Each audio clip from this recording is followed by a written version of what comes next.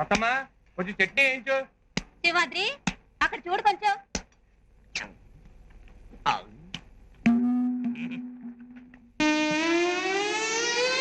గుట్టు సరిగా ఉడకలేదు మావా. ఏంటా మిడిగుట్టు వేసుకొని చూడటం? నువ్వు ఓ గుట్టు కొనుక్కొని తెలుసుగా. రతమ్మా వీడికో గుట్టు పడే ఊళ్ళో వాళ్ళ గుట్లకేసి ఆపగా చూస్తున్నాడు. ఆయ్ ఏంటి అయిపోయాడు ఇది?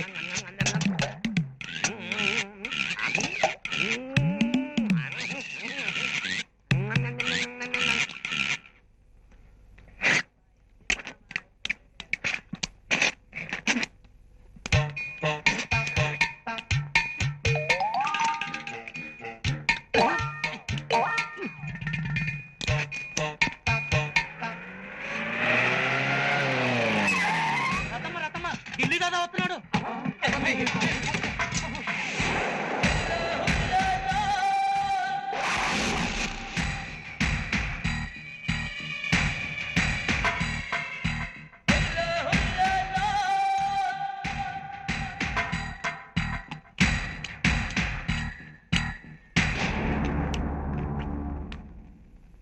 కత్తి విసిరింది నేను వచ్చానని తెలియజేయడానికి, అంతేగాని దాన్ని నువ్వు ఫోర్క్లా వాడుకోవటానికి కాదు.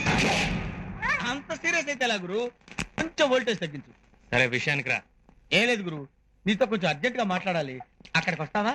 సరే రాటు తీసుకో. సెంట్రల్ మినిస్టర్ లా సెక్యూరిటీ మెయింటైన్ చేస్తున్నావు. వాళ్ళ చేతులు ఆ గంటేమిటి? ఏం లేదు గురు, బిల్డప్ కోసం డమ్మీ గన్ చేతిలో పెట్టా. ఓహో. కూటి కోసం కోటి విద్యలు అన్నారు. సరే విషయం ఏంటో చెప్పు. విషయం ఏం లేదు గురు, మా ఫ్రెండ్ బెల్లంకొండ పెద్దారెడ్డి కొత్తగా ఇల్లు కట్టాడు. ఆ ఇంటికి వీధి పోటుందని శాస్త్రి గారు చెప్పారంట. ఆ దోషం పోవాలంటే వినాయకుడి విగ్రహం ఇంటి ముందు పెట్టాలి. పెట్టుకోమను, దానికి మా పర్మిషన్ దేనికి? పర్మిషన్ కాదయ్యా మొగడా, ఆ వినాయకుడి విగ్రహాన్ని మీరే దొంగిలించి రావాలి. దొంగిలించుకు రావడం ఎందుకు? కొనుక్కోవచ్చుగా. చా. ఆహా, ఆ విషయం మాకు తెలుసులే. కొనుక్కొచ్చిన విగ్రహం కంటే కొట్టుకొచ్చిన విగ్రహం శ్రేష్టమని శాస్త్రి గారు పంచాంగం చూసి మరీ చెప్పారంట. అందుకని ఆ పని మీరే చెయ్యాలి. ఆలోచించక రాజా, నీకు దండం పెడతాను. 10,000 రూపాయలకు బేరం కుదుర్చుకున్నాను. ఇదిగో 2,000 రూపాయలు అడ్వాన్స్. తొందరగా పని పూర్తి. ఇక నువ్వు నిశ్చింతగా ఉండు ఢిల్లీ. ఆ. వినాయకుడు రేపు ఉదయాన్నే పెదరెడ్డి గారింటికి పరిగెత్తుకుంటూ వస్తాడు. ఆహా. నువ్వు వెళ్ళి రాపో.